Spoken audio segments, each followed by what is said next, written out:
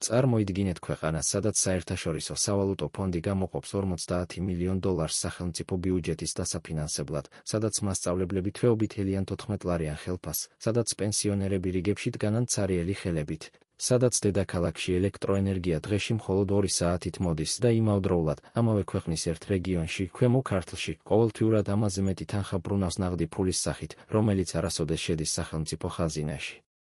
ეს არ არის ფანტასტიკა.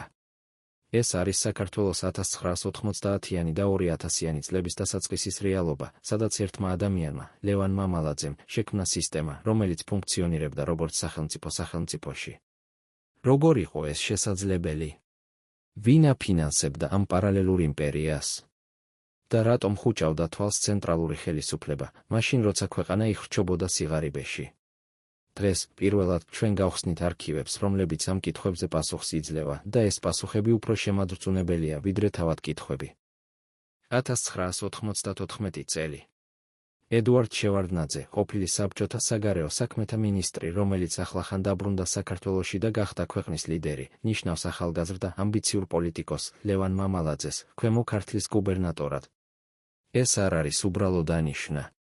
ქვემო ქართლი, ეს არის საქართველოს ყველაზე სტრატეგიული რეგიონი, საზღვარი აზერბაიჯანთან და სომხეთთან, რუსთავის მეტალურგიული გიგანტის სადახლოს ბაზრობა, ამიერკავკასიის უდიდესი არაოფიციალური სავაჭრო ჰაბი, სადაც ყოველდღიურად ათასობით ადამიანი ხიდის და ყიდულობს ყველაფერს, თურქული ტანსაცმლიდან დაწყებული, ჩინური ელექტრონიკით დამთავრებული.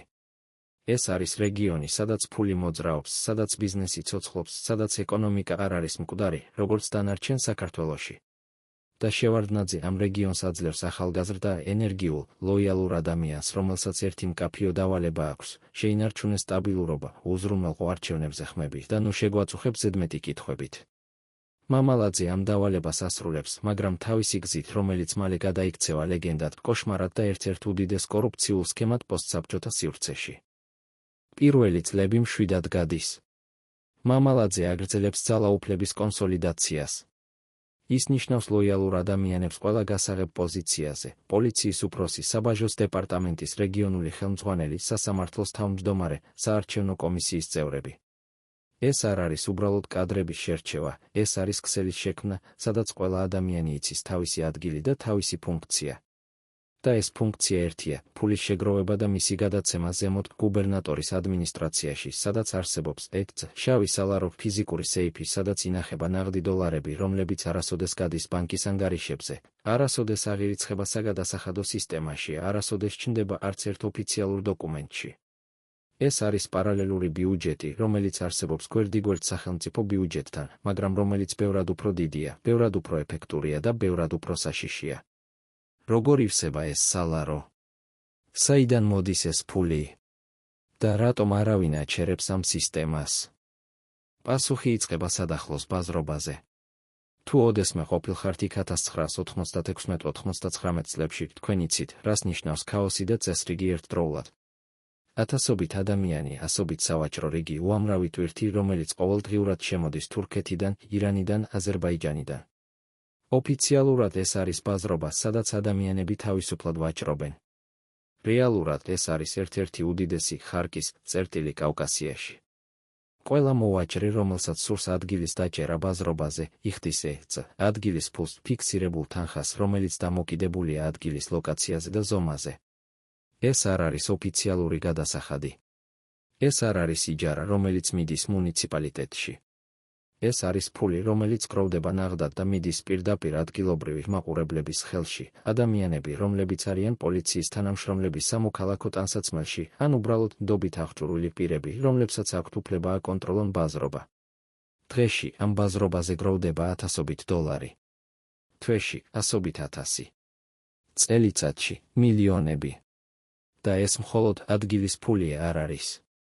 არსებობს კიდევ დაცვის ფული, თანხა, რომელსაც მოვაჭრეები იხდიან იმისთვის, რომ მათი ტვირთი არ დაიკარგოს, რომ მათი საქონელი არ ჩამოერთვათ, რომ მათ არ შეუქმნან პრობლემები. ეს არის კლასიკური რეკეტი, მაგრამ რომელსაც ახორციელებს არა კრიმინალური ჯგუფები, არამედ თავად სახელმწიფო სტრუქტურები, პოლიცია, რომელიც უნდა იცავდეს მოქალაქეებს, ამ შემთხვევაში ძარცვავს მათ. და ყველა ამ ფულის საბოლოო დანიშნულების ადგილი ერთია, გუბერნატორის ადმინისტრაცია, სადაც ლევან მამალაძე ზის თავის კაბინეტში და იღებს ანგარიშებს. რამდენი შეგროვდა დღეს, რამდენი შეგროვდა ამ კვირაში, რამდენი შეგროვდა ამ თვეში. ეს არის ბიზნესი, რომელიც მუშაობს როგორც საათის მექანიზმი და რომელიც აქცევს მთელ რეგიონს ერთ უზარმაზარ შემოსავლის წყაროდ ერთი ადამიანისთვის და მისი კლანისთვის. მაგრამ სადახლოს ბაზრობა ეს მხოლოდ დასაწყისია. მეორე უდიდესი შემოსავლის წყარო არის წითელი ხიდი, საბაჟო გამშვები პუნქტი საზღვარზე აზერბაიჯანთან. ოფიციალურად ეს არის ადგილი, სადაც ყველა ტვირთი უნდა გაიაროს განბაჟებამ, სადაც უნდა გადაიხადოს საბაჟო გადასახადი სახელმწიფო ხაზინაში. რეალურად, წითელი ხიდი არის ერთ-ერთი უდიდესი კონტრაბანდის არტერია კავკასიაში. სათვავი, ფქვილი, სიგარეტი, ალკოჰოლი, ყველაფერი, რაც შემოდის აზერბაიჯანიდან, გადის ამ საბაჟოზე. და აქ არსებობს EHC, მწვანე დერეფნები, არაოფიციალური მარშრუტები, სადაც ტვირთები გადის განბაჟების გარეშე, სანაცვლოდ მფლობელები იხდიან ფიქსირებულ ტარიფს პირდაპირ მამალაძის წარმომადგენლებთან. ეს ტარიფი ბევრად ნაკლებია, ვიდრე ოფიციალური საბაჟო გადასახადი, ამიტომ ბიზნესმენებისთვის ეს არის მომგებიანი. მაგრამ სახელმწიფოსთვის ეს არის კატასტროფა, მილიონობით დოლარი, რომელიც უნდა შესულიყო ბიუჯეტში, ივლის გვერდით და მიდის კერძო ჯიბეებში. და ვინ აკონტროლებს ამ მწვანე დერეფნებს? საბაჟოს დეპარტამენტის რეგიონული ხელმძღვანელი, რომელიც დანიშნულია პირდაპირ მამალაძის მიერ. ეს არის სისტემა, სადაც ყველა ადამიანი იცის თავისი როლი და თავისი ანაზღაურება. საბაჟოს თანამშრომლები იღებენ ხელფას, არა სახელმწიფოსგან, არამედ გუბერნატორის ადმინისტრაციიდან, ნაღდი ფულით, რომელიც ბევრად მეტია, ვიდრე მათი ოფიციალური ხელფასი. ამის სანაცვლოდ ისინი ხუჭავენ თვალს კონტრაბანდაზე და უზრუნველყოფენ, რომ სწორი თვირთები გაიაროს საზღვარზე პრობლემების გარეშე. ეს არის კორუფცია, რომელიც არ არის ქაოტური, ეს არის კორუფცია, რომელიც არის სისტემატური, ორგანიზებული და რომელიც მუშაობს როგორც კარგად გამართული კორპორაცია. მესამე შემოსავლის წყარო, ეს არის ჯართის ბიზნესი. რუსთავის მეტალურგიული ქარხანა, რომელიც საბჭოთა დროს იყო საქართველოს ინდუსტრიული სიამაყე, 1990-იან წლებში იშლება. ოფიციალურად ეს არის ეკონომიკური კრიზისის შედეგი, ქარხანას აღარ აქვს შეკვეთები, აღარ აქვს ფული ხელფასებისთვის, აღარ აქვს მომავალი. რეალურად ეს არის კონტროლირებადი დაშლა, რომელიც ემსახურება ერთ მიზანს, ქარხნის აქტივების გაყიდვა ჯართად და ამ ფულის განაწილება იმ ადამიანებს შორის, რომლებსაც აქვთ ძალაუფლება. ყოველი ვაგონი, რომელიც ტოვებს რუსთავს ჯართით დატვირთული, ყოველი სატვირთო მანქანა, რომელიც მიდის თურქეთში ან აზერბაიჯანში მეტალის ნარჩენებით იხდის წილს, ფიქსირებულ თანხას, რომელიც მიდის გუბერნატორის ადმინისტრაციაში. ეს არ არის საიდუმლო. ყველა იცის ეს. ადგილობრივი ბიზნესმენები, რომლებიც ყიდულობენ ჯართს, იციან, რომ ისინი არ შეძლებენ ამ ჯართის გატანას რეგიონიდან, თუ არ გადაიხდიან წილს. ადგილობრივი პოლიცია აკონტროლებს ტრასებს და აჩერებს ყველა სატვირთო მანქანას, რომელსაც არ აქვს ნებართვა არაოფიციალური დოკუმენტი, რომელიც ადასტურებს, რომ წილი გადახდილია. ეს არის რეკეტი, რომელიც ხორციელდება ღიად დღის შუაგულში და რომელსაც არავინ აჩერებს, რადგან ყველა, ვინც უნდა აჩეროს, ეს პოლიცია, პროკურატურა, სასამართლო, თავად არის ამ სისტემის ნაწილი. და ყველა ამ ფულის საბოლოო დანიშნულების ადგილი კვლავ ერთია, ლევან მამალაძის შავი სალარო, რომელიც ივსება ყოველდღიურად, ყოველთვიურად, ყოველწლიურად და რომელიც აქცევს მას ერთ-ერთ ყველაზე მდიდარ ადამიანად საქართველოში, მაშინ როცა ქვეყანა იხრჩობა სიღარიბეში. მაგრამ ყველაზე შემაძრწუნებელი არ არის თავად ეს სქემები. ყველაზე შემაძრწუნებელი არის ის, რომ ეს სისტემა არ არის საიდუმლო. ყველა იცის ეს, ადგილობრივი მოსახლეობა, რომელიც ყოველდღიურად ხედავს ჯიპების კორტეჟებს გუბერნიის შენობასთან, თბილისის ჟურნალისტები, რომლებიც წერენ სტატიებს მამალაძის კორუფციაზე, ოპოზიციური პოლიტიკოსები, რომლებიც მთავრობის სხდომებზე აფრიალებენ დოკუმენტებს და ფოტოებს, რომლებიც ამტკიცებენ მის უკანონო გამდიდრებას. ყველა იცის, მაგრამ არავინ აჩერებს. რატომ? რადგან ლევან მამალაძეს აქვს მფარველი, რომელიც უფრო ძლიერია ვიდრე ნებისმიერი ჟურნალისტი, ნებისმიერი პროკურორი, ნებისმიერი ოპოზიციონერი. ეს მფარველი არის ედუარდ შევარდნაძე, საქართველოს პრეზიდენტი, რომელიც არა მხოლოდ იცის, რა ხდება ქვემო ქართლში, არამედ თავად არის ამ სისტემის ნაწილი. რატომ? რადგან მამალაძის შავი სალარო არ არის მხოლოდ მისი პირადი სალარო. ეს არის სალარო, რომელიც აფინანსებს შევარდნაძის მმართველ პარტიას, მოქალაქეთა კავშირს. ყოველი არჩევნების წინ ქვემო ქართლიდან მოდის მილიონობით დოლარი ნაღდი ფულით, რომელიც ხარჯდება საარჩევნო კამპანიებზე, საარჩევნო კომისიების მოსყიდვაზე, EHC კარუსელების ორგანიზებაზე, სქემა, სადაც ერთი და იგივე ადამიანები ხმას აძლევენ რამდენჯერმე სხვადასხვა უბანზე. ეს არის ფული, რომელიც უზრუნველყოფს, რომ ქვემო ქართლი ყოველთვის იძლევა 90-95% ხმებს შევარდნაძის პარტიისთვის, შედეგი, რომელიც ფიზიკურად შეუძლებელია დემოკრატიულ არჩევნებზე, მაგრამ რომელიც ხდება რეალობა, როცა არჩევნები კონტროლირდება ძალით, ფულით და შიშით. და შევარდნაძე იცის ეს. ის იცის, რომ მამალაძე არის მისი ყველაზე ლოიალური და ყველაზე ეფექტური მოლარე ადამიანი, რომელიც არა მხოლოდ აკონტროლებს რეგიონს, არამედ აქცევს მას ფინანსურ რესურსად პარტიისთვის. ამიტომ, როცა ოპოზიცია ადანაშაულებს მამალაძეს, შევარდნაძე მის მხარეს იჭერს. როცა ჟურნალისტები წერენ სტატიებს, შევარდნაძე ამბობს, რომ ეს არის პოლიტიკური შეტევა. როცა პროკურატურა ცდილობს გამოძიების დაწყებას, შევარდნაძე ბლოკავს მას. ეს არის სისტემა, სადაც კორუფცია არ არის ბაგი, ეს არის თავად სისტემის არსი და ეს სისტემა მუშაობს, რადგან მას იცავს თავად ქვეყნის ლიდერი. მაგრამ ვინ კიდევ იყო ამ სისტემის ნაწილი? ვინ კიდევ იღებდა ფულს ამ შავი სალაროდან? ეს არის კითხვა, რომელზეც პასუხი დღემდე სრულად არ არის ცნობილი, მაგრამ არსებობს ვერსიები, რომლებიც ეფუძნება მოწმეთა ჩვენებებს და გამოძიების მასალებს. პირველი ვერსია – კრიმინალური ავტორიტეტები. 1990-იან წლებში საქართველოში არსებობდა ძლიერი კრიმინალური სამყარო, EIC, კანონიერი ქურდები, რომლებიც აკონტროლებდნენ ბიზნესს, ბაზრებს, ტრანსპორტს. ერთ-ერთი ყველაზე ძლიერი კრიმინალური კლანი იყო ტარიელ-ონიანის ჯგუფი, რომელიც აკონტროლებდა თბილისს და მის შემოგარენს. არსებობს ვერსია, რომ მამალაძის ადმინისტრაცია იყო პირდაპირ წილში ამ კრიმინალურ სტრუქტურებთან, განსაკუთრებით ჯართის ბიზნესში და ნარკოტრაფიკში საზღვარზე. ეს ვერსია ეფუძნება იმ ფაქტს, რომ ბევრი ადამიანი, რომელიც მუშაობდა მამალაძის ადმინისტრაციაში, მოგვიანებით დააკავეს კრიმინალურ საქმეებში და რომ თავად მამალაძეს ჰქონდა კავშირები ადამიანებთან, რომლებიც ითვლებოდნენ კრიმინალურ ავტორიტეტებად. თუ ეს ვერსია მართალია, მაშინ ქვემო ქართლის შავი ბიუჯეტი არ იყო მხოლოდ პოლიტიკური კორუფციის ინსტრუმენტი, ეს იყო ხიდი ლეგალურ ძალაუფლებასა და კრიმინალურ სამყაროს შორის, სადაც ორივე მხარე იღებდა თავის წილს და ორივე მხარე იყო დაინტერესებული სისტემის შენარჩუნებაში. მეორე ვერსია – რუსული სპეცსამსახურები. ეს ვერსია ჟღერს როგორც კონსპირაცია, მაგრამ არსებობს ფაქტები, რომლებიც მას ამყარებს. 2013 წლის ვარდების რევოლუციის შემდეგ, როცა მამალაძე გარბის საქართველოდან ის მიდის რუსეთში და არა როგორც ლტოლვილი, არამედ როგორც ადამიანი, რომელსაც იქელიან და რომელსაც იქ აქვს ბიზნესი. ის იწყებს მსხვილი ინვესტიციების განხორციელებას რუსეთში, უძრავი ქონება, ენერგეტიკა, ტრანსპორტი. როგორ შეძლო ამის გაკეთება ადამიანმა, რომელიც ოფიციალურად იყო დევნილი კორუფციაში?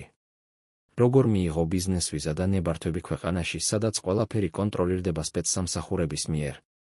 ერთადერთი ლოგიკური ახსნა, მას ჰქონდა კავშირები რუსულ სტრუქტურებთან ჯერ კიდევ გუბერნატორობის დროს. რა სახის კავშირები? ეს არ არის ცნობილი, მაგრამ არსებობს ვარაუდი, რომ მამალაძე თანამშრომლობდა რუსულ ინტერესებთან ენერგეტიკის სფეროში, განსაკუთრებით გაზის ტრანზიტში, რომელიც გადიოდა ქვემო ქართლის ტერიტორიაზე.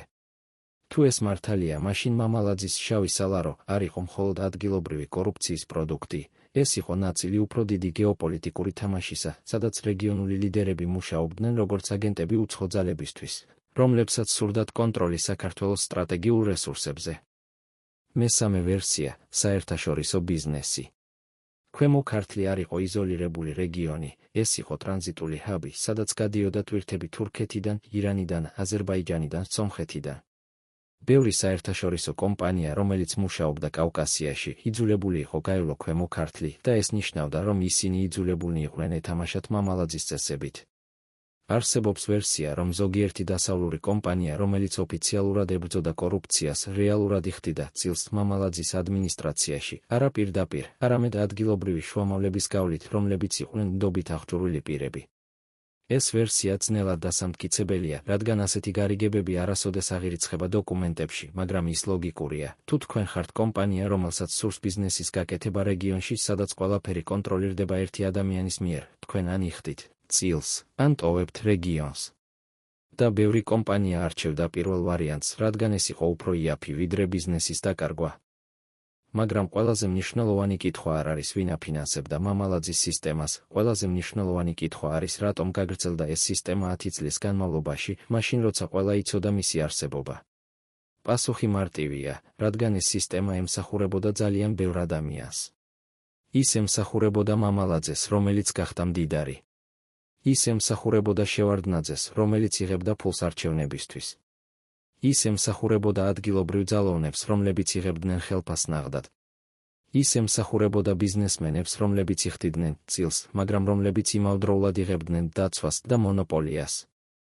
ის ემსახურებოდა კრიმინალურ სტრუქტურებს, რომლებიც იღებდნენ თავის წილს ჯართიდან და კონტრაბანდიდან. ის ემსახურებოდა უცხო ძალებს, რომლებსაც სურდათ გავლენა რეგიონზე.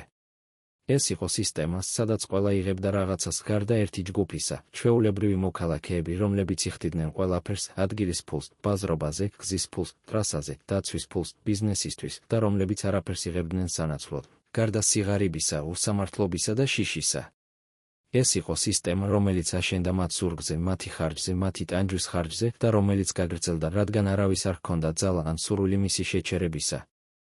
და აქ ჩნდება ბოლო, ყველაზე შემაძრწუნებელი კითხვა: რამდენი ფული გაიარა ამ სისტემაში 10 წლის განმავლობაში? ოფიციალური პასუხი არ არსებობს, რადგან ეს ფული არასოდეს აღირიცხებოდა. მაგრამ არსებობს შეფასებები, რომლებიც ეფუძნება მოწმეთა ჩვენებებს და ექსპერტულ ანალიზს. თუ ვივარაუდებთ, რომ სადახლოს ბაზრობაზე ყოველდღიურად გროვდებოდა $10,000, ხარკად კონსერვატიული შეფასება, ეს არის $3,650,000 წელიწადში მხოლოდ ბაზრობიდან. თუ დავამატებთ წითელი ხიდის კონტრაბანდას, შეფასებით $5 მილიონი წელიწადში, ჯართის ბიზნესს, შეფასებით $2 მილიონი წელიწადში, გზის ფულს ტრასებზე, შეფასებით $1 მილიონი წელიწადში, მიწების გადანაწილებას, შეფასებით $1 მილიონი წელიწადში, ჩვენ ვიღებთ დაახლოებით $12-15 მილიონ წელიწადში. 10 წლის განმავლობაში ეს არის $130-150 მილიონი, თანხა, რომელიც შედარებადია საქართველოს მთელ სახელმწიფო ბიუჯეტთან იმ პერიოდში. ეს არის ფული, რომელიც შეიძლებოდა დახარჯულიყო სკოლებზე, საავადმყოფოებზე, გზებზე, პენსიებზე, მაგრამ რომელიც დახარჯული იქნა კერძო ვილებზე, ჯიპებზე, საზღვარგარეთ ბანკის ანგარიშებზე და პოლიტიკურ კამპანიებზე, რომლებიც ინარჩუნებდნენ იმ სისტემას, რომელიც აწარმოებდა ამ ფულს. ეს არის ფული, რომელიც მოიპარეს ერთი რეგიონიდან, ერთი ქვეყნიდან, ერთი ხალხისგან და რომელიც დღემდე არ დაბრუნებულა. 2001 წლის გაზაფხული. თბილისში, მთავრობის სხდომის დარბაზში, ახალგაზრდა იუსტიციის მინისტრი მიხეილ სააკაშვილი დგება და იწყებს საუბარს, რომელიც შეცვლის ყველაფერს. მის ხელში არის საქაღალდე, არა უბრალო დოკუმენტები, არამედ ფოტოები, რომლებიც გადაღებულია ქვემო ქართლში, სადაც ჩანსვილები, რომლებიც აშენებულია ბოლო 2 წლის განმავლობაში. ეს არ არის ჩვეულებრივი სახლები, ეს არის სასახლეები მარმარილოს იატაკებით, იტალიური ავეჯით, აუზებით, რომლებიც უფრო დიდია, ვიდრე ჩვეულებრივი საქართველოს ოჯახის მთელი სახლი.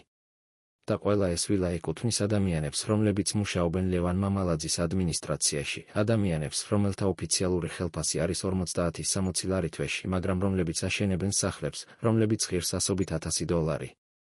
სააკაშვილი აფრიალებს ფოტოებს და swams კითხვას, რომელსაც ყველა ელოდა, მაგრამ რომელსაც არავინ ბედავდა ხმამაღლა თქმას, საიდან მოდის ეს ფული?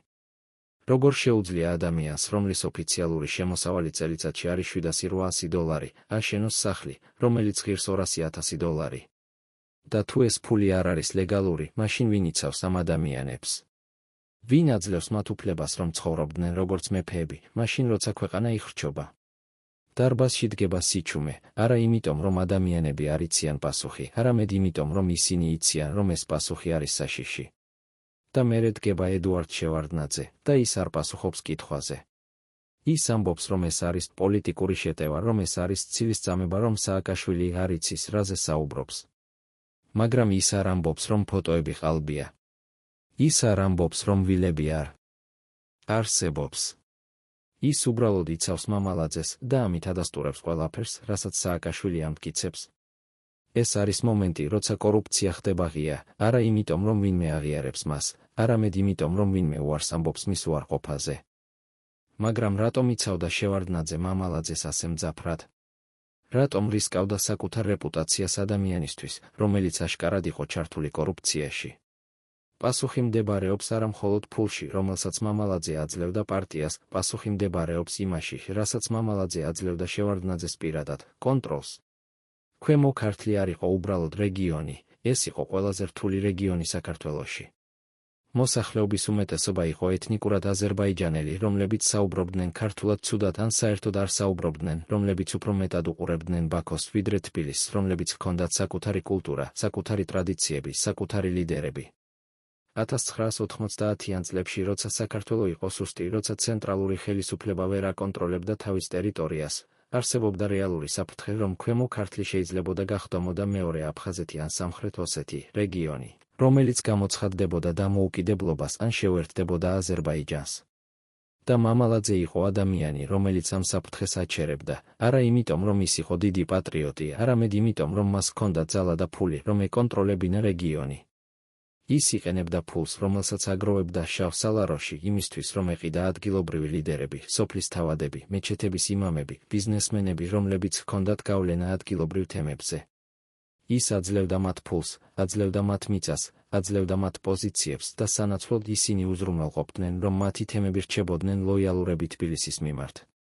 ეს იყო ფეოდალური სისტემა, სადაც მამალაძე იყო მთავარი ფეოდალი, ადგილობრივი ლიდერები იყვნენ მცირე. ფეოდალები და ჩვეულებრივი მოსახლეობა იყო ყმები, რომლებიც მუშაობდნენ და იხდიდნენ ხარკს. მაგრამ ეს სისტემა მუშაობდა, არა იმიტომ, რომ ის იყო სამართლიანი, არამედ იმიტომ, რომ ის იყო სტაბილური. და შევარდნაძისთვის, რომელიც ხედავდა, როგორ იშლებოდა აფხაზეთი და სამხრეთ ოსეთი, ეს სტაბილურობა იყო უფრო ღირებული, ვიდრე სამართლიანობა. ამიტომ ის იცავდა მამალაძეს, რადგან მამალაძე იყო ადამიანი, რომელიც ინარჩუნებდა ქვემო ქართლს საქართველოს შემადგენლობაში, თუნდაც ამ ფასად, რომ რეგიონი იყო კორუმპირებული, ძარცვული და უსამართლო. მაგრამ ამ სტაბილურობას ჰქონდა ფასი, და ეს ფასი იხდიდნენ ჩვეულებრივი ადამიანები, რომლებიც ცხოვრობდნენ ქვემო ქართლში. წარმოიდგინეთ, რომ თქვენ ხართ გლეხი, რომელსაც აქვს მცირე მიწის ნაკვეთი სოფელში ახალქალაქის მახლობლად. თქვენ მუშაობთ ამ მიწაზე მთელი წელი, თესავთ ხორბალს, მოჰყავთ პომიდორი, სრულნავთ ცხვრებზე. და როცა მოდის მოსავლის აღების დრო, თქვენთან მოდის ადამიანი, არა სახელმწიფო თანამშრომელი, არა საგადასახადო ინსპექტორი, არამედ უბრალოდ ადამიანი, რომელსაც ყველა იცნობს როგორც მაყურებელს. ის გეუბნებათ, რომ თქვენ უნდა მისცეთ მას 20% მოსავლისა, არა როგორც გადასახადი სახელმწიფოსთვის, არამედ როგორც წილიკ იმისთვის, რომ თქვენ შეგიძლიათ გაყიდოთ დანარჩენი მოსავალი ბაზარზე. თუ თქვენ უარსიტყვით, ის გეუბნებათ, რომ თქვენი პროდუქტი არ გაივლის შემოწმებას გზაზე, რომ პოლიცია დააკავებს თქვენ სატვირთო მანქანას, რომ თქვენი საქონელი დაიკარგება. თქვენ იცით, რომ ეს არ არის ცარიელი მუქარა, თქვენ იცნობთ ადამიანებს, რომლებმაც სცადეს წინააღმდეგობა და რომლებმაც დაკარგეს ყველაფერი. ამიტომ თქვენ აძლევთ 20%-ს და ეს ფული არასოდეს შედის სახელმწიფო ბიუჯეტში, არასოდეს ხარჯდება სკოლებზე ან საავადმყოფოებზე თქვენ სოფელში. ეს ფული მიდის შავ სალაროში, სადაც ის ხდება ნაწილი იმ სისტემისა, რომელიც გაძარცვავთ. და თქვენ არაფერს ვერ აკეთებთ, რადგან თუ წახვალთ პოლიციაში, პოლიცია თავად არის ამ სისტემის ნაწილი. თუ წახვალთ სასამართლოში, მოსამართლე თავად არის ამ სისტემის ნაწილი. თუ წახვალთ გუბერნატორთან, გუბერნატორი თავად არის ამ სისტემის მეთაური. თქვენ ხართ მახეში, რომელიც ჩაკეტილია და ერთადერთი გასასვლელი არის ის, რომ გადაიხადოთ, დაჩუნდეთ და იცხოვროთ იმ სიღარიბეში, რომელიც თქვენთვის დარჩა 20%-ის გადახდის შემდეგ. ეს არ იყო მხოლოდ გლეხების პრობლემა. ეს იყო ყველას პრობლემა, ვინც ცდილობდა ბიზნესის გაკეთებას ქვემო ქართლში. წარმოიდგინეთ, რომ თქვენ ხართ მცირე მეწარმე, რომელსაც აქვს სატრანსპორტო კომპანია, რამდენიმე სატვირთო მანქანა, რომლებიც ატარებენ საქონელს თბილისიდან რუსთავში, რუსთავიდან სადახლოში, სადახლოდან საზღვარზე. თქვენი ბიზნესი არის ლეგალური, თქვენ იხდით გადასახადებს, თქვენ გაქვთ ყველა საჭირო ლიცენზია, თქვენ მუშაობთ კანონის ფარგლებში. მაგრამ ყოველ ჯერზე, როცა თქვენი მანქანა გადის გარკვეულ წერტილებზე, განსაკუთრებით ტრასაზე, რომელიც მიდის წითელი ხიდისკენ, პოლიცია აჩერებს მას. ისინი ამოწმებენ დოკუმენტებს, ამოწმებენ ტვირთს და მერე გეუბნებიან, რომ არსებობს პრობლემა. რა პრობლემა? ისინი არ ხსნიან. ისინი უბრალოდ გეუბნებიან, რომ თქვენ უნდა გადაიხადოთ ჯარიმა $200 ნაღდად, აქვე ადგილზე. თუ თქვენი თხოვთ ქვითარს, ისინი გეუბნებიან, რომ ქვითარი არ არის საჭირო.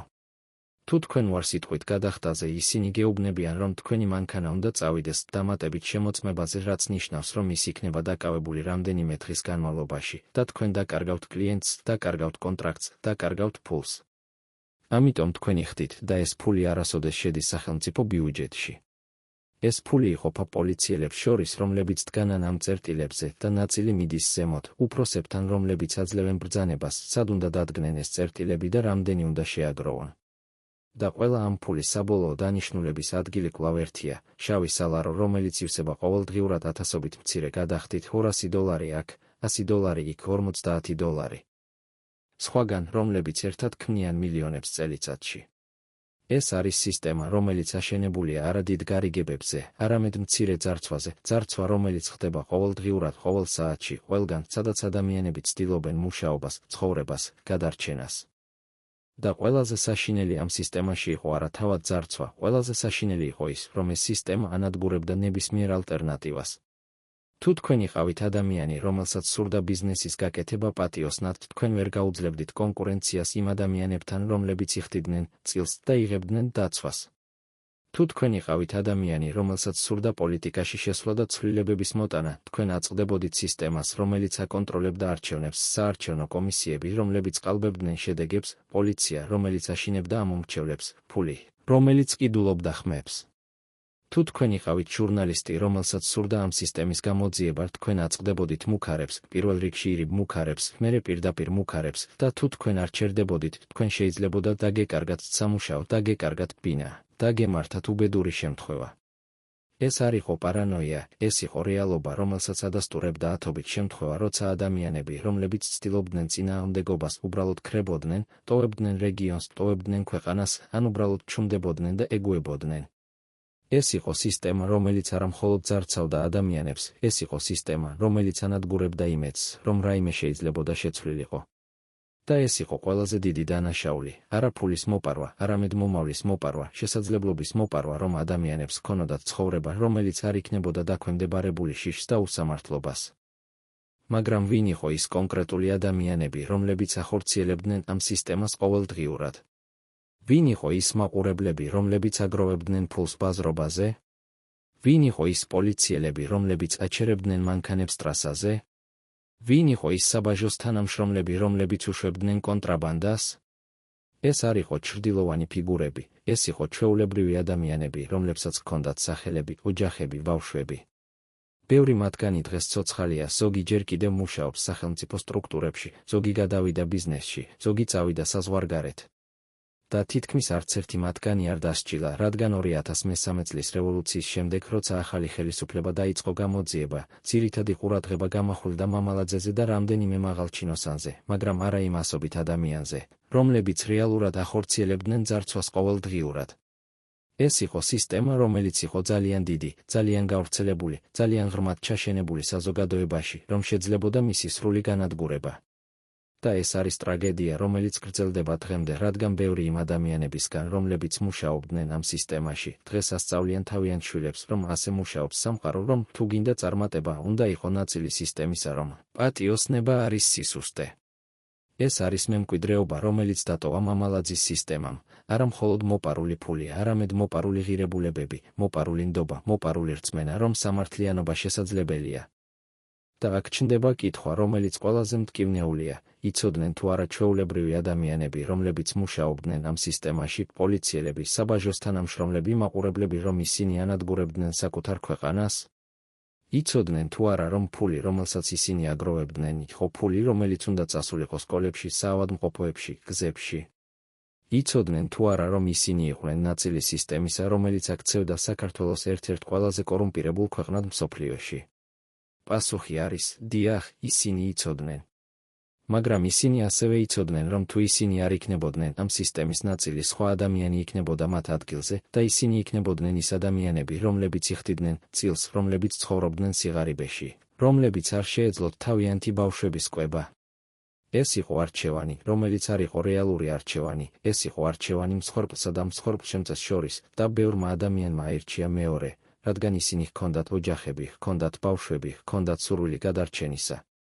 და ეს არის ყველაზე დიდი ტრაგედია ამ მთელ ისტორიაში, არა ის, რომ არსებობდნენ ბოროტი ადამიანები, რომლებიც ძარცავდნენ ქვეყანას, არამედ ის, რომ არსებობდა სისტემა, რომელიც აიძულებდა ჩვეულებრივ ადამიანებს გახდნენ ბოროტების ნაწილი, რადგან ალტერნატივა იყო უარესი. როგორ შეიძლება ბრალის დადება ადამიანზე, რომელიც აგროვებდა ხარკს ბაზრობაზე, როცა ამ ადამიანის ოფიციალური ხელფასი იყო 30 ლარი თვეში, თანხა, რომლითაც შეუძლებელი იყო ოჯახის გადარჩენა? როგორ შეიძლება ბრალის დადება პოლიციელზე, რომელიც აჩერებდა მანქანებს და ითხოვდა ჯარიმას, როცა ამ პოლიციელს არ ეხდებოდა? ხელფასი თვეობით და ერთადერთი გზა, რომ გაეკვებებინა თავისი ბავშვები, იყო ამ ჯარიმების აღება? ეს არის მორალური დილემა, რომელსაც არ აქვს მარტივი პასუხი, და ეს არის დილემა, რომელიც აჩვენებს, რომ კორუფცია არ არის მხოლოდ ინდივიდუალური ბოროტების საკითხი, არამედ სისტემური პრობლემა, რომელიც იქმნება, როცა სახელმწიფო ვერ ასრულებს თავის ძირითად ფუნქციას, დაიცვას და უზრუნველყოს თავისი მოქალაქეები. მაგრამ ყველაზე შემაძრწუნებელი ამ მთელ ისტორიაში არის არა თავად სისტემა, ყველაზე შემაძრწუნებელი არის ის, რომ ეს სისტემა არ იყო უნიკალური. ქვემო ქართლი არ იყო ერთადერთი რეგიონი საქართველოში, სადაც არსებობდა შავი ბიუჯეტი. ეს იყო უბრალოდ ყველაზე დიდი, ყველაზე ორგანიზებული, ყველაზე წარმატებული მაგალითი, მაგრამ მსგავსი სისტემები არსებობდა სხვა რეგიონებშიც, სადაც ადგილობრივი ლიდერები აგროვებდნენ ფულს და აძლევდნენ მას ცენტრალურ ხელისუფლებას სანაცვლოდ კარტ ბლანშისა. ეს იყო მოდელი, რომელიც მუშაობდა მთელ ქვეყანაში, მოდელი, სადაც რეგიონები იყვნენ არა ადმინისტრაციული ერთეულები, არამედ ფინანსური რესურსები, რომლებიც ექსპლუატირდებოდა ცენტრალური ხელისუფლების მიერ.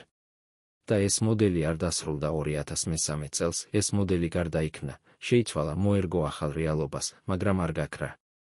დღესაც 21 წლის შემდეგ საქართველოში არსებობს რეგიონები, სადაც ადგილობრივი ბიზნესმენები იხდიან წილს იმისთვის, რომ შეძლონ მუშაობა, სადაც პოლიცია აგროვებს ჯარიმებს, რომლებიც არასოდეს შედის ბიუჯეტში, სადაც მიწა ნაწილდება არა სამართლიანად, არამედ კავშირების მიხედვით.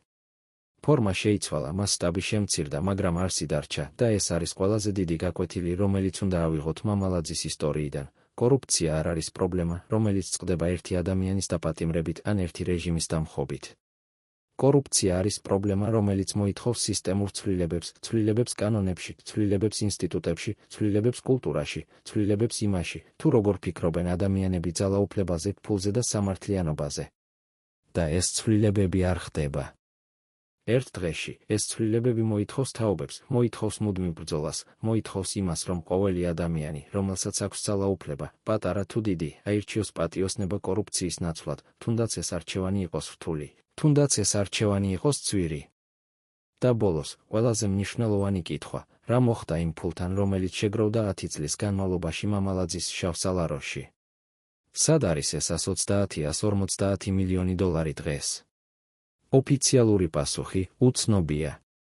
2004 წელს, როცა პროკურატურამ დაიწყო გამოძიება, მათ ვერ იპოვეს არც ერთი ბანკის ანგარიში საქართველოში, რომელიც ეკუთვნოდა მამალაძეს და რომელშიც იქნებოდა მნიშვნელოვანი თანხები.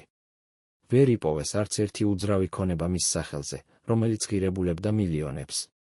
ყველაფერი, რაც იპოვეს, იყო რამდენიმე ვილა და რამდენიმე მანქანა, აქტივები, რომლებიც ღირდა რამდენიმე მილიონ დოლარს, მაგრამ არა ასობით მილიონს. სად არის დანარჩენი? არსებობს სამი ძირითადი ვერსია. პირველი, ფული გატანილ იქნა საზღვარგარეთ შვეიცარიაში, ლიხტენშტეინში, კვიპროსზე, ბანკის ანგარიშებზე, რომლებიც რეგისტრირებულია არა მამალაძის სახელზე, არამედ ოფშორულ კომპანიებზე, რომელთა რეალური მფლობელი დამალულია. მეორე, ფული დახარჯულ იქნა, არა პირადულად მამალაძის მიერ, არამედ პოლიტიკურ კამპანიებზე, საარჩევნო გაყალბებებზე, წილების გადახდაზე იმ ადამიანებისთვის, რომლებიც იყვნენ ნაწილი სისტემისა. მესამე, ფული არასოდეს არსებობდა იმ მასშტაბით, როგორც ვარაუდობენ, შეფასებები იყო გაზვიადებული, რეალური თანხები იყო ბევრად ნაკლები. რომელი ვერსია არის სწორი?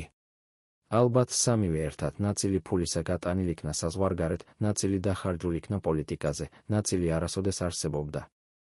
მაგრამ ის, რაც ცნობილია დარწმუნებით, არის ის, რომ ეს ფული არასოდეს დაბრუნდა საქართველოს ხალხთან, არასოდეს დახარჯულ იქნა სკოლებზე, საავადმყოფოებზე, გზებზე, პენსიებზე. ეს ფული დაიკარგა და ამ დაკარგვის ფასი გადაიხადა არა იმ ადამიანებმა, რომლებმაც მოიპარეს ეს ფული, არამედ იმ ადამიანებმა, რომლებსაც მოეპარათ ჩვეულებრივმა მოქალაქეებმა, რომლებიც დღესაც ცხოვრობენ სიღარიბეში, რომლებიც დღესაც ელიან პენსიებს, რომლებიც დღესაც ხედავენ, როგორ იშლება სკოლები და საავადმყოფოები მათ სოფლებში. ეს არის ფასი, რომელიც გადაიხადა და რომელიც კვლავ იხდება იმისთვის, რომ ერთმა ადამიანმა და მისმა კლანმა ცხოვრეს როგორც მეფეებმა 10 წლის განმავლობაში. წარმოიდგინეთ ადამიანი, რომელიც 10 წლის განმავლობაში ცხოვრობს როგორც უხილავი იმპერატორი, არა ოფიციალური ტიტულით, არამედ რეალური ძალაუფლებით, რომელიც აღემატება ნებისმიერ ფორმალურ პოზიციას. ლევან მამალაძე 2001 წელს აღარ არის უბრალოდ გუბერნატორი, ის არის ინსტიტუცია, სისტემა, რომელიც ფუნქციონირებს დამოუკიდებლად თბილისის ნებისმიერი გადაწყვეტილებისგან. მაგრამ არსებობს დოკუმენტები, რომლებიც დღემდე ინახება არქივებში, დოკუმენტები, რომლებიც არასოდეს უნდა ყოფილიყო დაწერილი, რომლებიც არასოდეს უნდა ყოფილიყო შენახული, მაგრამ რომლებიც არსებობენ. ერთ-ერთი ასეთი დოკუმენტი არის შიდა მემორანდუმი, რომელიც დაწერილია 2002 წლის თებერვალში, მემორანდუმი, რომელიც გაგზავნილია მამალაძის ადმინისტრაციიდან რუსთავის საბაჟოს დეპარტამენტში. ამ მემორანდუმში ჩამოთვლილია 22 კომპანიები, რომლებსაც აქვთ სპეციალური სტატუსი საბაჟოზე. რას ნიშნავს სპეციალური სტატუსი? დოკუმენტი არ ხსნის პირდაპირ, მაგრამ ის, რაც მოსდევს, ყველაფერს ამტკიცებს. ეს კომპანიები არ ექვემდებარებიან სტანდარტულ შემოწმებას, მათი ტვირთები გადის დაჩქარებული პროცედურით, მათი დეკლარაციები არ საჭიროებს დამატებით ვერიფიკაციას. სხვა სიტყვებით, ეს კომპანიები შემოჰქონდათ საქონელი განბაჟების გარეშე ლეგალურად ოფიციალური დოკუმენტების საფუძველზე, რომლებიც ხელმოწერილია გუბერნატორის ადმინისტრაციის მიერ. ეს არ იყო კონტრაბანდა ჩრდილში, ეს იყო კონტრაბანდა დღის შუაგულში, ბეჭდებით, ხელმოწერებით, ოფიციალური ქაღალდებით. და ყველა ამ 22 კომპანიიდან 19 ეკუთვნოდა ადამიანებს, რომლებსაც პირდაპირი კავშირი ჰქონდათ მამალაძის კლანთან, ნათესავები, ბიზნეს პარტნიორები, ყოფილი თანამშრომლები. ეს იყო სისტემა, სადაც კორუფცია აღარ იყო დამალული, ეს იყო კორუფცია, რომელიც გახდა ბიუროკრატია, რომელიც ჰქონდა საკუთარი წესები, საკუთარი პროცედურები, საკუთარი დოკუმენტაცია. რატომ არავინ აჩერებდა ამას? რადგან ყველა ვინც უნდა შეეჩერებინა, საბაჟოს უფროსი, ფინანსთა სამინისტროს წარმომადგენელი, პროკურორი, თავად იყო ამ სისტემის ნაწილი, თავად იღებდა თავის წილს, თავად იყო დაინტერესებული, რომ ეს სისტემა გაგრძელებულიყო. მაგრამ ყველაზე შემაძრწუნებელი ამ დოკუმენტში არ არის თავად-სია, ყველაზე შემაძრწუნებელი არის ის, რაც დაწერილია ბოლოს, ხელით, ფანქრით ვიღაცის მიერ, ვინც აშკარად არ უნდოდა, რომ ეს ინფორმაცია ყოფილიყო ოფიციალურ ტექსტში. ეს არის ერთი წინადადება, ყოველთვიური ანგარიშსწორება, პირველი რიცხვი ნაღდი, ჩვეულებრივ ადგილას. რას ნიშნავს ეს? ეს ნიშნავს, რომ ეს 22 კომპანია არა მხოლოდ იღებდა პრივილეგიას განბაჟების გარეშე შემოტანისა, ისინი იხდიდნენ ამ პრივილეგიისთვის. ყოველთვიურად. ნაღდი ფულით. ჩვეულებრივ ადგილას ფრაზა, რომელიც ნიშნავს, რომ ეს არ იყო პირველი გადახდა, არა მეორე, არა მეათე, ეს იყო რუტინა, რომელიც მიმდინარეობდა წლების განმავლობაში, რომელიც იყო ასე ჩვეულებრივი, რომ არავინ აღარ ფიქრობდა მის დამალვაზე. და სად იყო ეს ჩვეულებრივი ადგილი? არქივებში არსებობს კიდევ ერთი დოკუმენტი, ამჯერად არა მემორანდუმი, არამედ ოქმი, რომელიც შედგენილია 2013 წლის დეკემბერში, როცა ახალი ხელისუფლება უკვე ჩაატარებდა ჩხრეკებს. ამ ოქმში აღწერილია, რომ გუბერნიის შენობაში მესამე სართულზე არსებობდა ოთახი, რომელსაც არ ჰქონდა ნომერი, რომელიც არ იყო მითითებული არც ერთ ოფიციალურ გეგმაზე, მაგრამ რომელშიც იპოვეს 2 სეიფი, ცარიელი სეიფი, რომლებიც ღია იყო, რომლებშიც არაფერი იყო, მაგრამ რომლებშიც ექსპერტიზის თანახმად ინახებოდა დიდი რაოდენობით ნაღდი ფული ბოლო რამდენიმე წლის განმავლობაში. როგორ იციან ეს ექსპერტებმა? რადგან სეიფების შიგნით იპოვეს კვალი, არა თითის ანაბეჭდები, არამედ ქაღალდის ნაწილაკები, რომლებიც დარჩა დოლარის ბანკნოტებიდან, რომლებიც ინახებოდა იქ წლების განმავლობაში და რომლებიც ნელ-ნელა იშლებოდა. ეს იყო ჩვეულებრივი ადგილი, ოთახი, რომელიც არ არსებობდა ოფიციალურად, მაგრამ რომელიც იყო ყველაზე მნიშვნელოვანი ოთახი მთელ შენობაში, რადგან სწორედ აქ ხდებოდა ის, რისთვისაც არსებობდა მთელი სისტემა, ფულის შეგროვება, ფულის დათვლა, ფულის განაწილება. და ვინ შედიოდა ამ ოთახში? ვინ ჰქონდა გასაღები? ვინ იცოდა მისი არსებობა? არქივებში არსებობს მოწმის ჩვენება ადამიანისა, რომელიც მუშაობდა გუბერნიის შენობაში როგორც დამლაგებელი. ეს ადამიანი, რომლის სახელი დაცულია ანონიმურობით, ამბობს, რომ ის ხედავდა, როგორ შედიოდნენ ამ ოთახში ადამიანები, არა ყოველდღიურად, არამედ ყოველთვისთვის დასაწყისში, ყოველთვის საღამოს, ყოველთვის მას შემდეგ, რაც ოფიციალური სამუშაო დრო მთავრდებოდა. ეს ადამიანები მოდიოდნენ ჩანთებით, არა ჩვეულებრივი ჩანთები, არამედ დიდი, მძიმე ჩანთები, რომლებიც აშკარად იყო სავსე რაღაცით. ისინი შედიოდნენ ოთახში, რჩებოდნენ იქ 1-2 საათის განმავლობაში და გამოდიოდნენ ცარიელი ხელებით. ეს ხდებოდა ყოველთვიურად და ყველა იცოდა, რა ხდებოდა იქ, მაგრამ არავინ საუბრობდა ამაზე, რადგან ყველა იცოდა, რომ ამაზე საუბარი იყო საშიში. მაგრამ ეს მოწმე ახლა საუბრობს და ის, რასაც ის ამბობს, ადასტურებს ყველაფერს, რაც ვარაუდობდნენ. შავი სალარო არ იყო მეტაფორა, ეს იყო რეალური ადგილი, რეალური სეიფები, რეალური ფული, რომელიც მოდიოდა ყოველთვიურად და რომელიც გადიოდა სადღაც, ვიღაცისთვის, რაღაცისთვის. და ყველაზე შემაძრწუნებელი არის ის, რომ ეს სისტემა მუშაობდა წლების განმავლობაში, არა თვეების, არა 1-2 წლის, არამედ თითქმის 10 წლის განმავლობაში და არავინ აჩერებდა მას, რადგან ყველა, ვინც უნდა შეეჩერებინა, თავად იყო ამ სისტემის ნაწილი ან თავად ეშინოდა ამ სისტემის. მაგრამ რა ხდებოდა მამალაძის თავად სხეულთან ამ 10 წლის განმავლობაში? არსებობს ფოტოები, რომლებიც გადაღებულია სხვადასხვა წლებში, რომლებიც აჩვენებს ტრანსფორმაციას, რომელიც არ არის ჩვეულებრივი დაბერება. 1994 წელს, როცა მამალაძე ხდება გუბერნატორი, ის არის 32 წლის ახალგაზრდა კაცის სპორტული აგებულება, მუქი თმა, ენერგიული სახე, ღიმილი, რომელიც ჩანს ყველა ფოტოზე. 2002 წელს 8 წლის შემდეგ ის არის 40 წლის კაცი, რომელიც გამოიყურება როგორც 50 წლის თმა თითქმის მთლიანად ნაცრისფერია, სახე არის ამობერილი, თვალების ქვეშ არის მუქი წრეები, რომლებიც მიუთითებს ქრონიკულ ძილის ნაკლებობაზე.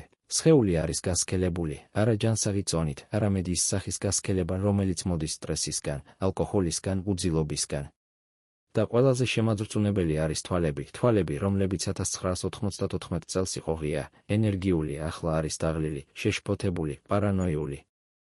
ეს არის ფიზიოლოგია ძალაუფლებისა, არა აბსტრაქტული კონცეფცია, არამედ კონკრეტული ხილული პროცესი, როცა ადამიანის სხეული იწყებს რეაგირებას იმ სტრესზე, რომელსაც იწვევს მუდმივი შიში, მუდმივი კონტროლის საჭიროება, მუდმივი ცოდნა, რომ შენ ხარ ადამიანი, რომელსაც ყველა სძულს, ყველა ეშინია, ყველა ელოდება შენს დაცემას.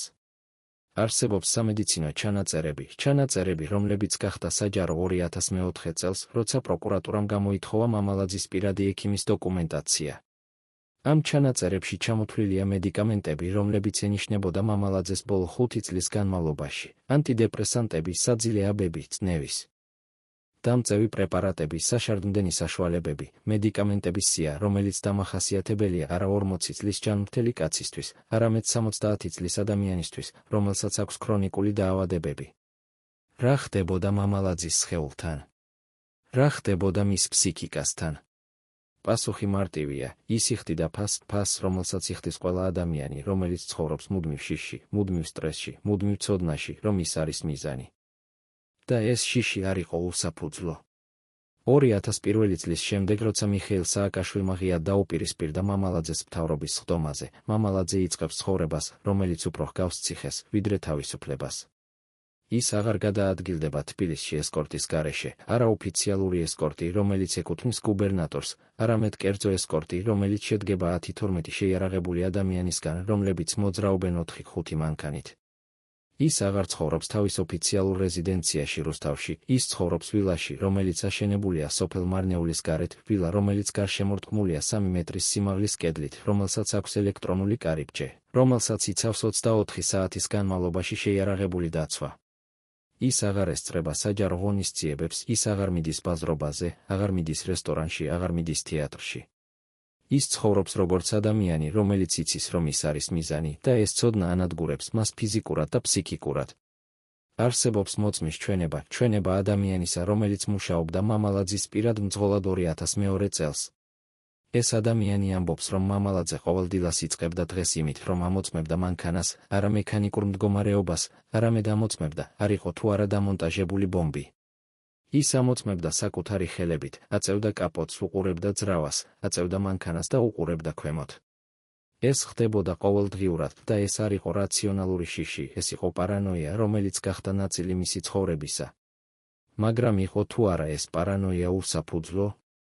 არსებობს დოკუმენტები, რომლებიც ადასტურებს, რომ 2002 წელს რეალურად არსებობდა გეგმა მამალაძის მოკლისა, გეგმა, რომელიც შემუშავებული იყო ჯგუფის მიერ, რომელიც შედგებოდა ყოფილი სპეცდანიშნულების ჯარისკაცებისგან, რომლებიც დაქირავებული იყვნენ ბიზნესმენების მიერ, რომლებსაც მამალაძე გამოძალა ფული. ეს გეგმა არასოდეს განხორციელდა, არა იმიტომ, რომ ის იყო ცუდად დაგეგმილი, არამედ იმიტომ, რომ ჯგუფის ერთ-ერთი წევრი გამოცხადდა და გააფრთხილა მამალაძის უშიშროება. მაგრამ თავად ფაქტი, რომ ასეთი გეგმა არსებობდა, ადასტურებს, რომ მამალაძის შიში არ იყო უსაფუძვლო, ის რეალურად იყო მიზანი და ის იცოდა ეს.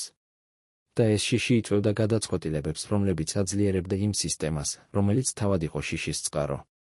რაც უფრო მეტად ეშინოდა მამალაძეს, მით უფრო მეტად აძლიერებდა ის კონტროლს, აძლიერებდა პოლიციას, აძლიერებდა დაცვას, აძლიერებდა ქსელს იმ ადამიანებისა, რომლებიც აგროვებდნენ ინფორმაციას, რომლებიც აკონტროლებდნენ ყველაფერს, რაც ხდებოდა რეგიონში.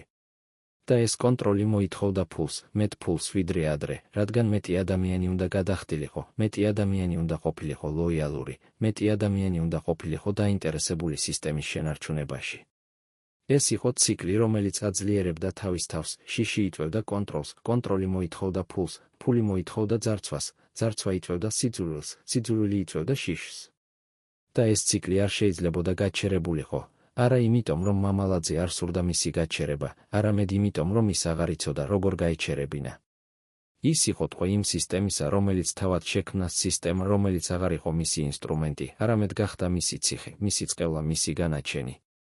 მაგრამ ყველაზე შემაძრწუნებელი არის არა თავად ეს ციკლი, ყველაზე შემაძრწუნებელი არის ის, რომ არსებობდა ადამიანები, რომლებიც ხედავდნენ ამ ციკლს, რომლებიც იცოდნენ, რომ ეს სისტემა იყო განწირული, მაგრამ რომლებიც არაფერს აკეთებდნენ მის შესაჩერებლად, რადგან ისინი თავად იყვნენ ამ სისტემის ბენეფიციარები.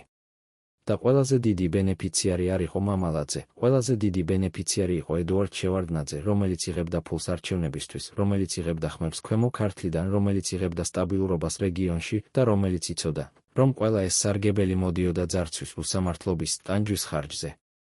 მაგრამ შევარდნაძე არჩევდა უბულებელყოფას, არა იმიტომ, რომ ის არ იცოდა, რა ხდებოდა, არამედ იმიტომ, რომ ის არჩევდა პოლიტიკურ სარგებელს მორალურ პასუხისმგებლობაზე. და ეს არჩევანი იყო არა მხოლოდ მისი პირადი არჩევანი, ეს იყო არჩევანი, რომელიც განსაზღვრავდა მთელი ქვეყნის ბედს, რადგან თუ პრეზიდენტი თავად არის ნაწილი კორუფციული სისტემისა, მაშინ არ არსებობს ინსტიტუცია, რომელსაც შეუძლია ამ სისტემის შეჩერება. და ეს იყო რეალობა საქართველოში 1990-იან და 2000-იანი წლების დასაწყისში, რეალობა, სადაც კორუფცია არ იყო გამონაკლისი, არამედ იყო წესი, სადაც ძარცვა არ იყო დანაშაული, არამედ იყო ბიზნეს მოდელი, სადაც უსამართლობა არ იყო პრობლემა, არამედ იყო სისტემის არსი. და ბოლოს, ყველაზე მნიშვნელოვანი კითხვა, ვინ იყო ის ადამიანი, რომელმაც საბოლოოდ მიიღო ყველაზე დიდი სარგებელი მამალაძის სისტემის არსებობიდან? ვინ იყო ის ადამიანი, რომელმაც მიიღო ყველაზე მეტი ფული, ყველაზე მეტი ძალაუფლება, ყველაზე მეტი გავლენა? პასუხი არ არის მარტივი, რადგან ეს სისტემა იყო ქსელი, სადაც ბევრი ადამიანი იღებდა თავის წილს. მაგრამ თუ ჩვენ გავაანალიზებთ, ვინ მიიღო ყველაზე მეტი სარგებელი 2013 წლის რევოლუციის შემდეგ, ვინ გახდა უფრო მდიდარი, ვინ გახდა უფრო ძლიერი, ვინ გახდა უფრო გავლენიანი, ჩვენ ვხედავთ ერთ სახელს, რომელიც ჩნდება ისევ და ისევ, ბიძინა ივანიშვილი. დიახ, ის ადამიანი, რომელიც დღეს არის საქართველოს ყველაზე მდიდარი და ყველაზე გავლენიანი პოლიტიკური ფიგურა, იყო ერთ-ერთი ყველაზე დიდი ბენეფიციარი იმ სისტემისა, რომელიც არსებობდა 1990-იან წლებში. როგორ? არა პირდაპირ, არასოდეს არსებობდა დოკუმენტი, რომელიც აკავშირებდა ივანიშვილს მამალაძის შავ სალაროსთან. მაგრამ არსებობს ფაქტები, რომლებიც აჩვენებს კავშირს. პირველი, ივანიშვილის ბიზნესი რუსეთში, მეტალურგია, ბანკინგი, იყო პირდაპირ დაკავშირებული იმ რესურსებთან, რომლებიც გადიოდა ქვემო ქართლიდან. ჯართი, რომელიც გადიოდა რუსთავიდან, მიდიოდა რუსეთში და ერთ-ერთი უდიდესი მყიდველი იყო კომპანიები, რომლებშიც ივანიშვილს ჰქონდა წილი. მეორე, ივანიშვილის ბანკი, რუსბიზნეს ბანკი იყო ერთ-ერთი ძირითადი ბანკი, რომელიც ემსახურებოდა საქართველოდან რუსეთში ფულის გადარიცხვას და არსებობს ვერსია, რომ ნაწილი იმ ფულისა, რომელიც გროვდებოდა მამალაძის შავ სალაროში, გადიოდა სწორედ ამ ბანკის მეშვეობით. მესამე, 2013 წლის რევოლუციის შემდეგ. როცა მამალაძე გარბის რუსეთში, ის იწყებს ბიზნესს იქ და ერთ-ერთი მისი პარტნიორი ხდება სტრუქტურები, რომლებიც დაკავშირებულია ივანიშვილთან. ეს არის კავშირი, რომელიც არასოდეს დამტკიცებულა სასამართლოში, რომელიც არასოდეს აღიარებულა ოფიციალურად, მაგრამ რომელიც არსებობს როგორც ჩრდილი, როგორც ვარაუდი, როგორც კითხვა, რომელზეც არასოდეს მიღებულა პასუხი. და ეს კითხვა არის ყველაზე მნიშვნელოვანი კითხვა ამ მთელ ისტორიაში. თუ მამალაძის სისტემა რეალურად ემსახურებოდა არა მხოლოდ მას პირადად, არა მხოლოდ შევარდნაძეს პოლიტიკურად, არამედ უფრო დიდ ეკონომიკურ ინტერესებს, რომლებიც აკავშირებდა საქართველოს რუსეთთან, რომლებიც აკავშირებდა რეგიონულ კორუფციას გლობალურ კაპიტალთან, მაშინ ეს ისტორია არ არის მხოლოდ ისტორია ერთი კორუმპირებული გუბერნატორისა.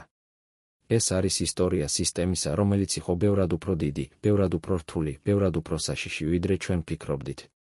ეს არის ისტორია იმის შესახებ, თუ როგორ იქცა მთელი ქვეყანა რესურსად, არა რესურსად საკუთარი ხალხისთვის, არამედ რესურსად იმ ადამიანებისთვის, რომლებსაც ჰქონდათ კაპიტალი, კავშირები, ძალაუფლება, რომ ექსპლუატირებოდათ ეს რესურსი.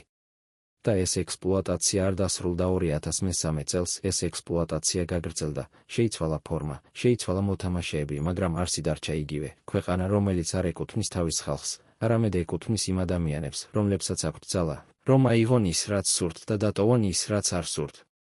და ეს არის ყველაზე დიდი დანაშაული, არა ფულის მოპარვა, არა ძალაუფლების ბოროტად გამოყენება, არამედ მთელი ქვეყნის გადაქცევა საქონლად, რომელიც იყიდება, რომელიც გადადის ხელიდან ხელში, მაგრამ რომელიც არასოდეს ბრუნდება იმ ადამიანებთან, რომლებსაც რეალურად ეკუთვნის ჩვეულებრივ მოქალაქეებთან, რომლებიც ცხოვრობენ, მუშაობენ, იბრძვიან, იმედოვნებენ, მაგრამ რომლებიც არასოდეს იღებენ იმას, რაც მათ ეკუთვნით.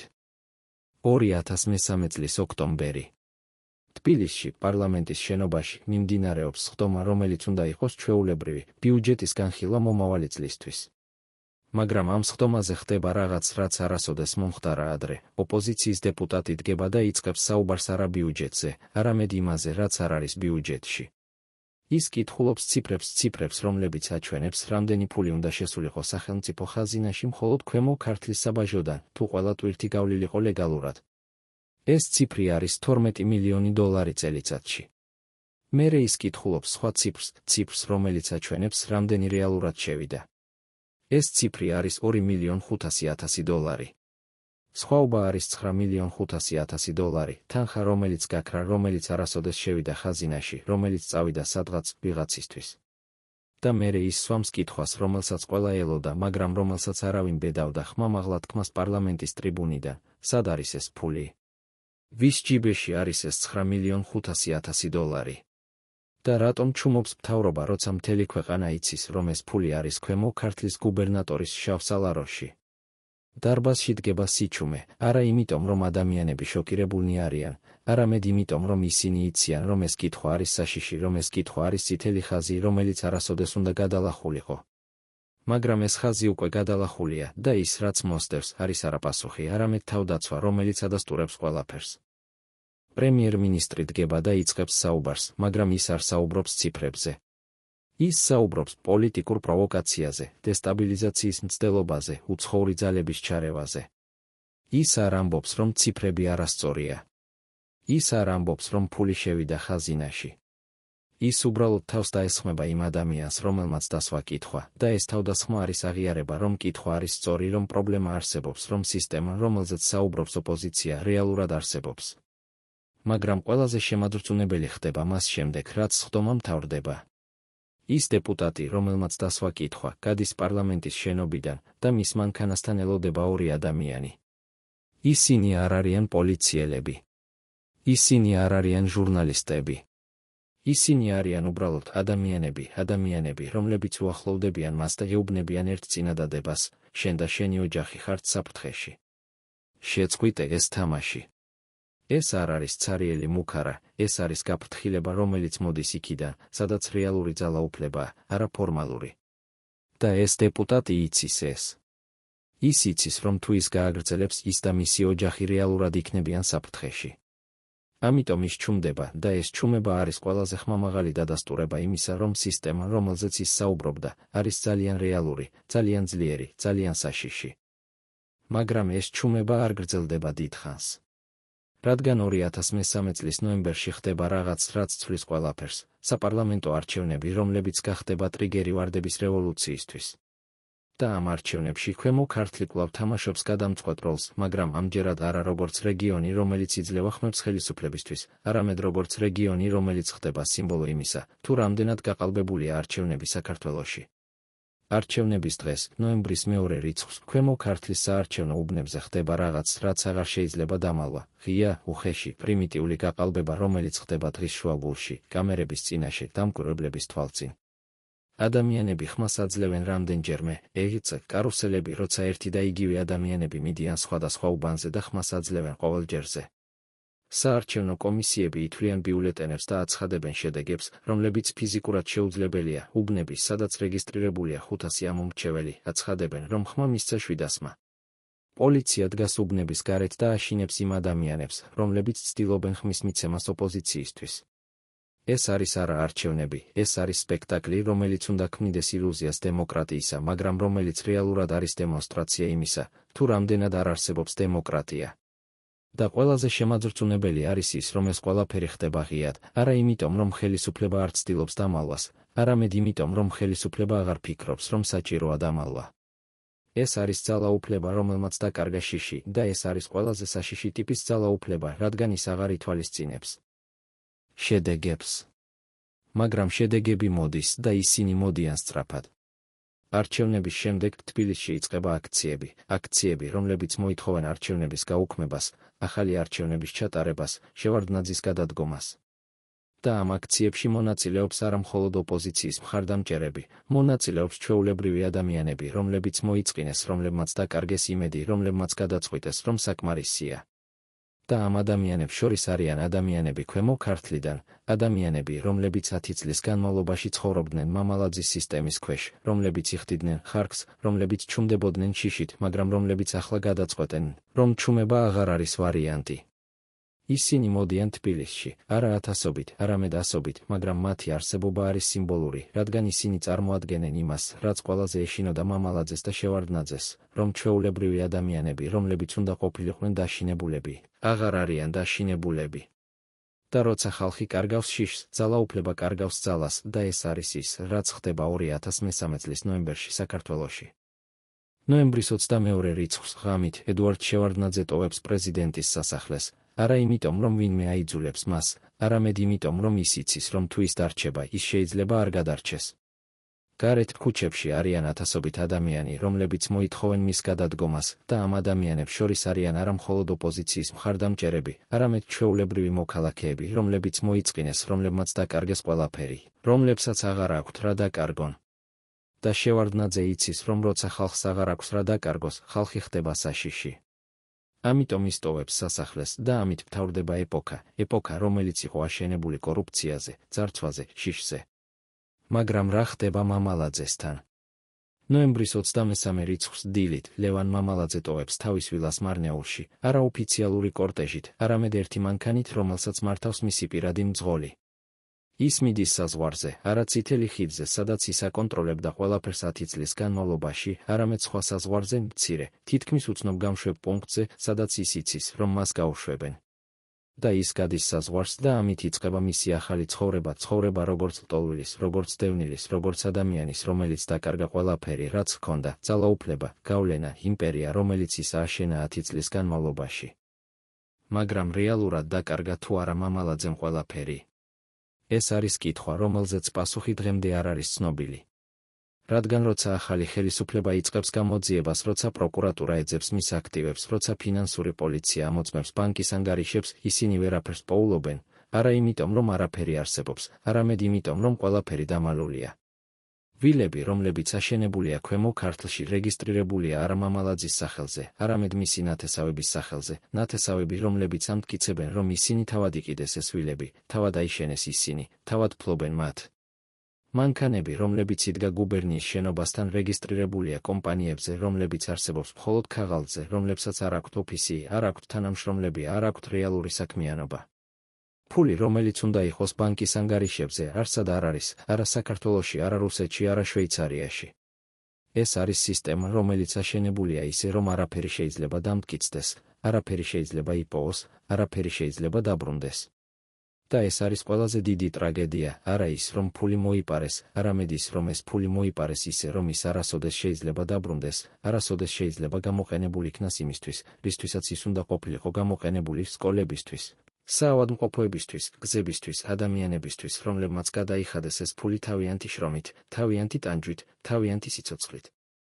2004 წლის მარტში საქართველოს გენერალური პროკურატურა აცხადებს, რომ ლევან მამალაძეს ბრალი ედება განსაკუთრებით დიდი ოდენობით ქრთამის გამოძალვაში, ბრალდება, რომელიც ეფუძნება ათობით მოწმის ჩვენებას, ასობით დოკუმენტს, ათასობით გვერდის გამოძიების მასალას.